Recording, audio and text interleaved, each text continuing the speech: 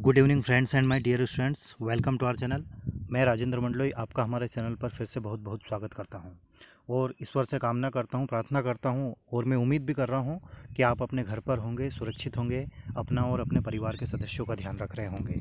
ठीक है दोस्तों, जैसा कि आप सभी जानते हैं कि हम हमारे चैनल के माध्यम से क्लास 12th की इंग्लिश को कवर कर रहे हैं।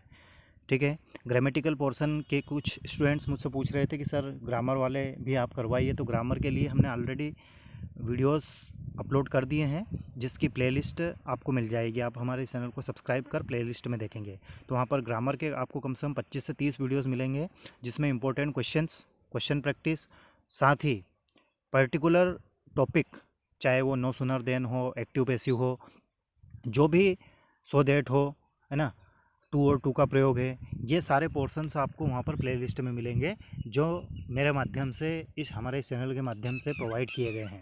तो आप वहाँ पर जाकर देख सकते हैं। ठीक है, पिछले वीडियोस यदि आपने नहीं देखे हैं तो उन पिछले वीडियोस को आप ज़रूर देखिएगा, जिसमें पोएम फर्स्ट, है ना, उसको हमने कवर किया है, हिंदी एक्सप्लेनेशन उसका किया है। फिर जिसके बाद में हमने chapter 2 A friend who came from the sky, उसको भी हमने 3 पार्ट में कंप्लीट किया है। तो आप हमारे उन वीडियोस को देखिएगा, उसकी भी हमने प्लेलिस्ट बना दी है class 12th English text book के नाम से।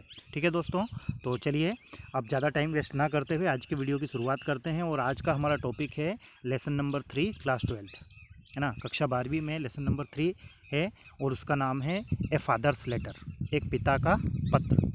ठीक है दोस्तों, तो इस वीडियो की हम शुरुआत करें इससे पहले मैं थोड़ा सा इस लेसन के बारे में आपको ज़रूर बताना चाहूँगा। इस लेसन को लिखा है विलियम हेजलिट ने। किसने लिखा है? William Hazlitt. ठीक है, विलियम हेजलिट इंग्लिश लिटरेचर के प्रिंस ऑफ ऐसे कहा जाते हैं। क्या कहे जाते हैं?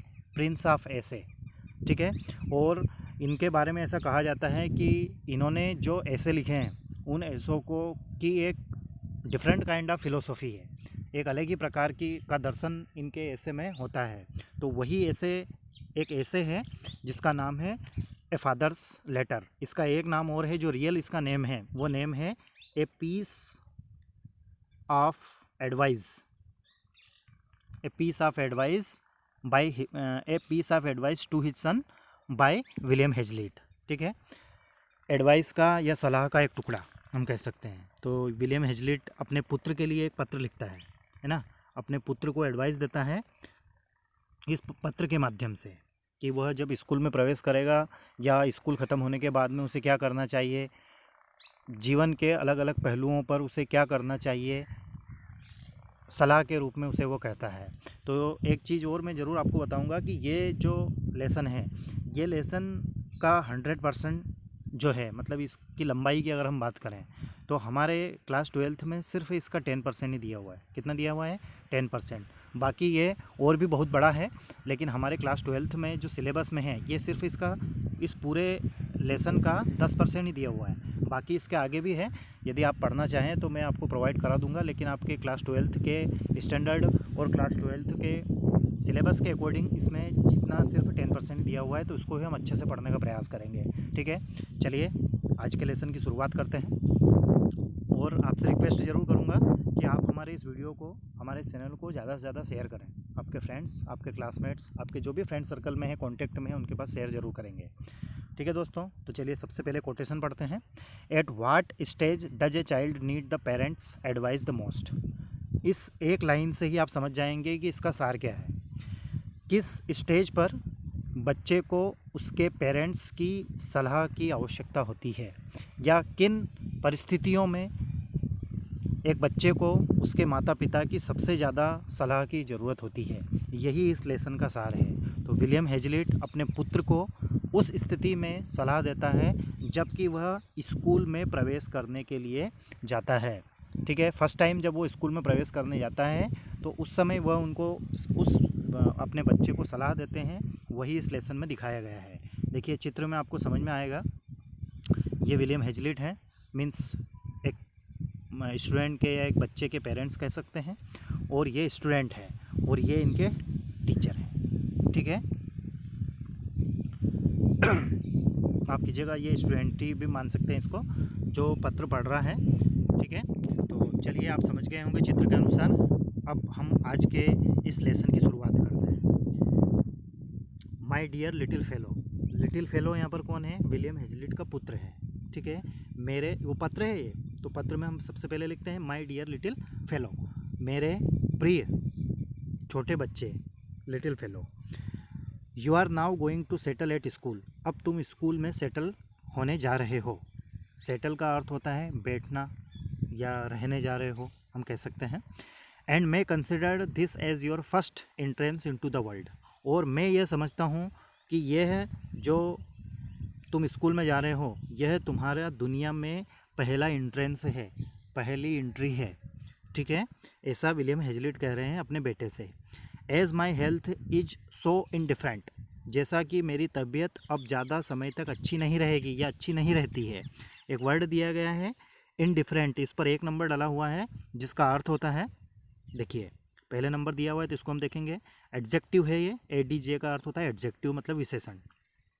नॉट वेरी गुड मतलब बहुत ज़्यादा अच्छी नहीं। तो वो कह रहे हैं कि मेरी तबीयत अब ज़्यादा अच्छी नहीं रहती है। And I may not be with you long, और मैं ज़्यादा लंबे समय तक तुम्हारे साथ में भी नहीं रह पाऊँगा। I wish to leave you some advice the best I can for your conduct in life. यहाँ पर एक वर्ड आया है कंडक्ट। कंडक्ट का अर्थ होता है आचरण। क्या होता है? आचरण, व्यवहार। तो वो कह रहे हैं मेरी इच्छा है कि मैं तुम्हें कुछ सलाह दूं, जितना मुझसे हो सके या जितनी अच्छी सलाह मैं तुम्हें दे सकूं। The best I can for your conduct in life, तुम्हारी जीवन के आचरण के लिए। Both that it may be of use to you, जो तुम्हारे लिए काफ़ी उपयोगी हो सकती हैं। And as something to remember me by, और उन सलाह के द्वारा तुम मुझे याद कर सको। जैसे हमारे पेरेंट्स या हमारे दादा दादी हमें बहुत सारी सलाह देते हैं, और जब वे इस दुनिया में नहीं रहते हैं या हमसे दूर चले जाते हैं तो उनके द्वारा कही गई बातों से हम उनको मिस करते हैं, हम उनको याद करते हैं। तो वो कह रहा है कि उन सलाह के द्वारा तुम मुझे याद करोगे। I may at least be able to caution you against my own errors. यहाँ पर फिर एक वर्ड आया है कासन। कासन का अर्थ होता है चेतावनी देना या सतर्क करना। तो मैं तुम्हें मेरे खुद की गलतियों के विरुद्ध सचेत करता हूँ, उनके खिलाफ कासन देता हूँ, क्योंकि मैंने भी मेरे जीवन में बहुत सारी गलतियाँ की हैं। इफ़ नथिंग एल्स, इसके अलावा और कुछ नहीं। आगे देखते हैं क्या होता है। As we went along to your new place of destination. Destination का अर्थ होता है गंतव्य स्थान। गंतव्य स्थान किसे कहते हैं? मतलब ऐसी जगह जहाँ पर हम जाना चाहते हैं या फिर जहाँ हमें भेजा गया है, दैट मीन्स डेस्टिनेशन। देखिए इस पर 2 नंबर डाला हुआ है। A place to which somebody something is going or is sent. ऐसी जगह जहाँ पर आप जाना चाहते हैं या फिर आपको भेजा गया है, ठीक है, दैट मीन्स डेस्टिनेशन। तो यहाँ पर डेस्टिनेशन का अर्थ है स्कूल। वो कह रहे हैं कि जब हम तुम्हारे स्कूल गए थे, कौन गए थे? पिता अपने पुत्र के साथ जब स्कूल गए थे। You often repeated that you dust say that they were A set of stupid. उस समय मैंने ये देखा कि तुमने यह ऐसी हिम्मत की। डस्ट का अर्थ होता है 3 नंबर डाला हुआ है डेयर। डेयर मतलब हिम्मत करना।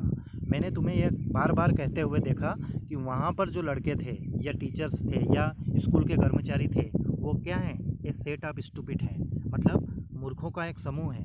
यह कहते हुए मैंने सुना। Disagreeable people. डिसएग्रीएबल, इस वर्ड को हम 3 हिस्सों में तोड़ते हैं तो आपको अच्छे से समझ में आ जाएगा कि डिसएग्रीएबल का अर्थ होता है क्या है। देखो रूट वर्ड है इसका एग्री, AGREE। एग्री का अर्थ होता है सहमत होना। फिर इसमें BLE लगा हुआ है, मतलब योग्य, है ना। डिसएग्रीएबल ABLE लगा हुआ है, तो जिस वर्ड के लास्ट में ABLE लग जाता है उसका अर्थ हो जाता है योग्य, मतलब सहमति देने योग्य। और फिर इसमें इसके आगे लगा हुआ डिस, तो ये क्या हो गया? डिसएग्रीएबल। डिस का अर्थ होता है इसका एंटोनिम, मतलब सहमति ना देने वाले, दैट मीन्स डिसएग्रीएबल। तो मैंने ये कहते सुना कि तुम क्या हो, वहाँ पर जो व्यक्ति हैं वो कैसे हैं? A set of stupid disagreeable people, meaning the people at the school. इस प्रकार के शब्द मैंने तुम्हारे मुंह से सुने जब हम फर्स्ट टाइम तुम्हारे स्कूल में गए थे। You are to blame in this. इस प्रकार से तुमने उन पर दोष लगाया कि वो स्टूपिड हैं, डिसएग्रीएबल पीपल हैं। It is good old rule to hope for the best. और एक पुराना नियम है। कैसा नियम है कि हमेशा हमें बेस्ट की होप करनी चाहिए, अच्छे की उम्मीद रखनी चाहिए।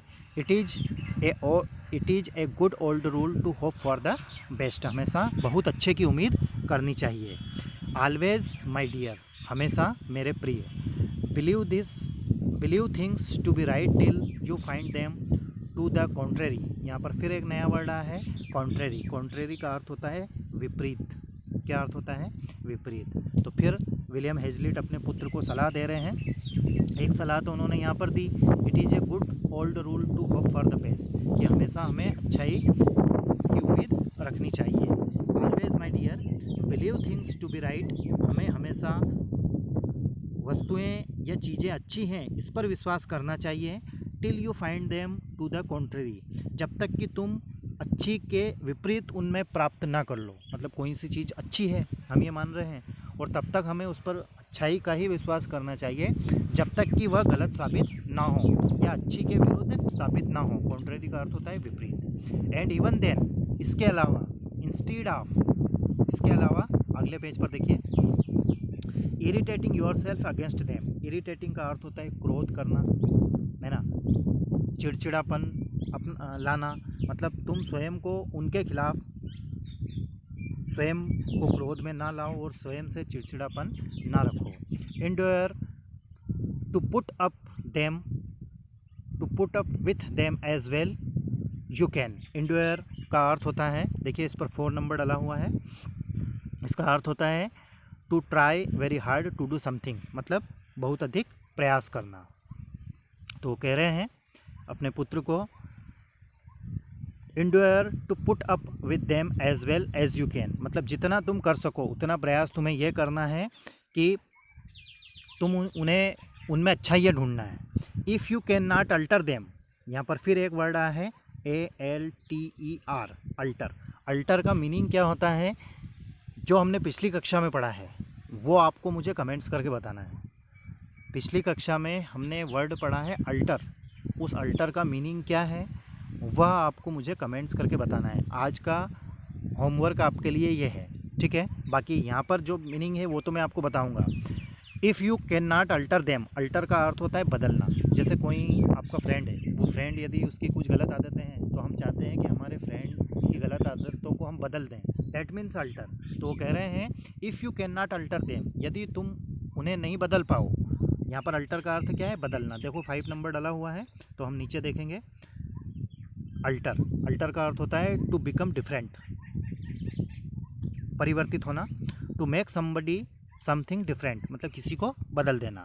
तो यदि तुम जिन व्यक्तियों में तुम्हें गलतियां दिखाई दे रही हैं, यदि तुम उन्हें नहीं बदल पाते हो, you said you were sure you should not like the school, तुमने कहा कि तुम श्योर हो तुम्हें स्कूल पसंद नहीं है। वेयर यू वर गोइंग, जहाँ तुम जा रहे थे, दिस वाज रॉन्ग, यदि स्कूल तुम्हें पसंद नहीं है तो ये गलत है, ये बात गलत है। व्हाट यू मीन्ट, तुम्हारा मतलब क्या है। Was that you did not like to leave home, इसका सीधा सा अर्थ यही है कि तुम्हें स्कूल पसंद है या नहीं है वो बात की बात है, लेकिन तुम घर को छोड़ना नहीं चाहते हो। You did not like to leave home, तुम घर छोड़ना नहीं चाहते हो। मतलब कहने का तात्पर्य यह है कि तुमने ऐसा कहा कि स्कूल मुझे पसंद नहीं है, ये इसलिए कहा है क्योंकि तुम्हें घर छोड़ना पसंद नहीं है। But you could not tell whether you should like the school और नॉट, परंतु इसका अर्थ यह नहीं है चाहे तुम्हें स्कूल पसंद है या नहीं है, और not till you had given it A trial, यद्यपि तुमने उसका कोई जायज़ा भी नहीं लिया है, एक ट्रायल भी नहीं लिया है, उसको परखा नहीं है। ट्रायल का अर्थ होता है परख लेना, एक बार परख लेना, जायज़ा ले लेना। Otherwise you are saying that you should not like it was determining that you would not like it, यदि तुम ऐसा करते, उसका एक बार ट्रायल लेते, बिना देखे ही उसको ये कह देते कि मुझे स्कूल पसंद नहीं है, तो तुम ऐसा कभी नहीं कहते। नेवर एंटिसिपेट इविल, कभी बुराई का पूर्वानुमान नहीं लगाना चाहिए। एंटिसिपेट का अर्थ होता है पूर्वानुमान लगाना, पहले से ही अनुमान लगा लेना कि यह चीज़ ऐसी है। तो हमें जो इविल्स है, इविल्स मतलब बुराइयों का एंटिसिपेशन नहीं करना चाहिए। Or because you can not have things exactly as you wish, क्योंकि जैसा वास्तव में तुम सोचते हो वैसा हो, ऐसा ज़रूरी नहीं है। Make them out worse than they are through mere spite and विलफुलनेस।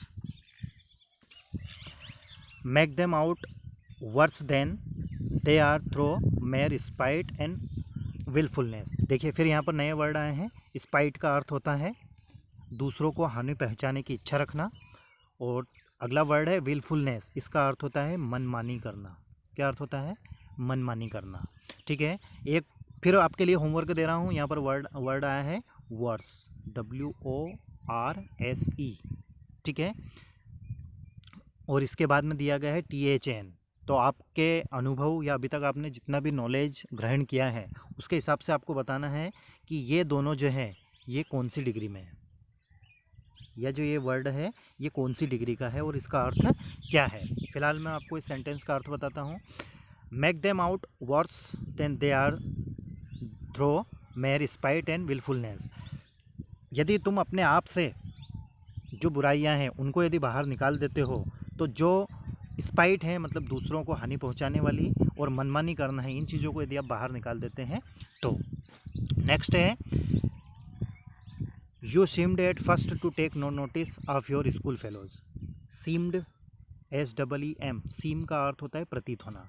तुम मुझे ऐसे दिखाई दिए, ऐसे प्रतीत हुए शुरुआत में कि तुम्हारे जो स्कूल फेलो हैं उनको तुम नोटिस नहीं कर रहे हो। Or rather to set yourself against them, और मुझे ऐसा प्रतीत हुआ कि तुम उनके खिलाफ जा रहे हो। Because they were stranger to you, stranger का अर्थ होता है अजनबी, क्योंकि तुम्हारे लिए वह अजनबी हैं और उनके लिए तुम अजनबी हो। They knew as little of you as you did of them, तुम उनके बारे में उतना ही जानते हो और इतना ही वह तुम्हारे बारे में जानते हैं। जब एक दूसरे को जानते ही नहीं हो तो अजनबी हैं, और अजनबी हैं तो हमें उनके खिलाफ बुरा नहीं सोचना चाहिए। Because they were stranger to you, they knew as little of you as you did of them, so this world have been a reason for their keeping aloof from you as well. इसीलिए वो तुमसे दूर हैं, यही कारण है कि वो तुमसे दूर हैं। क्या कारण है? कि तुम उनके बारे में ज़्यादा नहीं जानते हो। यहाँ पर फिर एक नया वर्ड आया है एलोफ, इसका अर्थ होता है दूर होना। क्या अर्थ होता है? दूर होना। ठीक है, which you would have left as a hardship, और इसी कारण की वजह से तुम्हें कष्ट हो रहा है। हार्डशिप का अर्थ है कष्ट होना। Learn never to conceive a prejudice against others, हमेशा यह सीखना चाहिए कि हमें दूसरों से पक्षपात नहीं करना चाहिए। कंसीव का अर्थ होता है विचार करना, और प्रिजुडिस का अर्थ होता है पक्षपात करना। हमें दूसरों में पक्षपात नहीं करना चाहिए। Because you know nothing of them, क्योंकि तुम उनके बारे में जानते ही नहीं हो, तो फिर पक्षपात वाला तो सवाल ही नहीं है। इट इज़ बैड रीजनिंग, यह एक बुरा तर्क है। बैड मतलब बुरा, रीजनिंग मतलब तर्क। And makes enemies of half the world, यदि तुम इस प्रकार से रहते हो, इसी तर्क से रहते हो, तो आधी दुनिया तो तुम्हारी वैसे ही दुश्मन हो जाएगी। Do not think ill of them, दूसरों में बुराइयां नहीं सोचना चाहिए या निकालना चाहिए। Till they behave ill to you, जब तक कि वो तुम्हारे साथ कुछ बुरा ना करे। इल का अर्थ होता है बीमार और इल का अर्थ होता है बुराई। And then strive to avoid the faults which you see in them, देखो फिर यहाँ नया वर्ड आया है स्ट्राइव, ये पूरा है स्ट्राइव टू। स्ट्राइव टू का अर्थ होता है, देखिए मैं बताता हूँ स्ट्राइव का अर्थ क्या होता है। देखिए स्ट्राइव का अर्थ होता है झगड़ना, ठीक है। और स्ट्राइव टू का अर्थ होता है करने की कोशिश करना, ठीक है। दोनों में ही अंतर है। टू प्रीपोजिशन लग गया है तो उसका अर्थ हो गया करने की कोशिश करना, और स्ट्राइव का अर्थ होता है झगड़ना। तो यहाँ पर हमारा जो वर्ड है वो क्या है?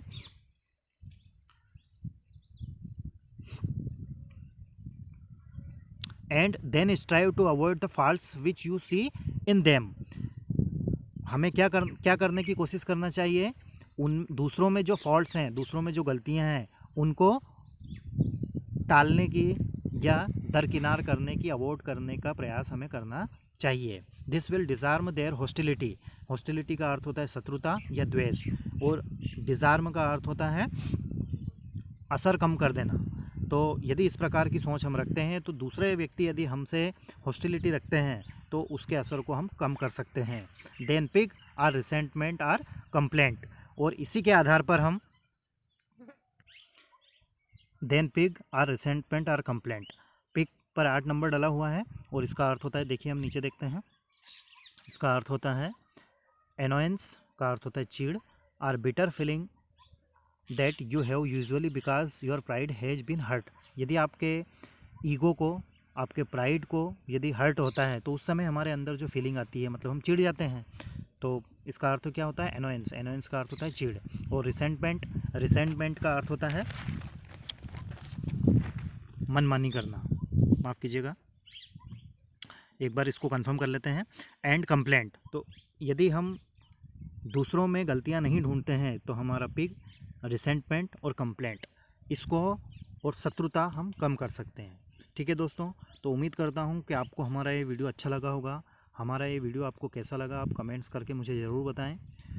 साथ ही हमारे इस वीडियो को ज़्यादा से ज़्यादा शेयर करें, लाइक करें, और हमारे इस चैनल को अभी तक यदि आपने सब्सक्राइब नहीं किया है तो सब्सक्राइब करें। Thank you very much for watching. Stay home, stay safe, God bless you.